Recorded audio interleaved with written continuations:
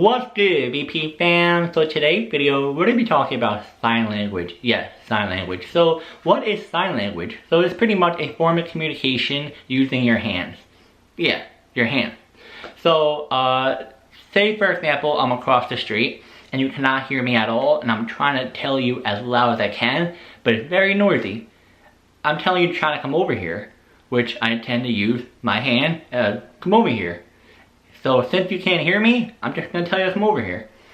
So that's pretty much, sign language. You're using your hand, a form of communication with the other person. Now, does every single hard of hearing deaf person use sign language? No. I would say it could be half and half. But the ones who tend to use it, or the ones who can't communicate at all using their voice at all, like they can't talk, or if they do talk, it's very like, you don't know what they're saying, so they tend to use their hands. Now, the other people who can talk, they tend to use sign language, but I feel like it's not as big for the people who can't. For me, for example, as you know, I'm hard of hearing, and I really don't know sign language like that. I know maybe like 3 or 4 words, which is, I love you.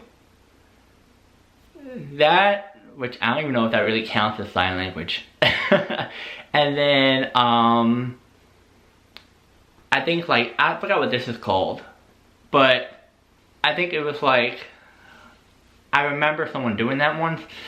But yeah, I forgot what that's called. Those are the only 3 I can think of that's sign language. I don't know if you can count, I just did that as a sign language. Yeah, pretty much sign language is starting to get a little bit more popular now. Since everyone is learning more about the deafness of how it all works, which is amazing.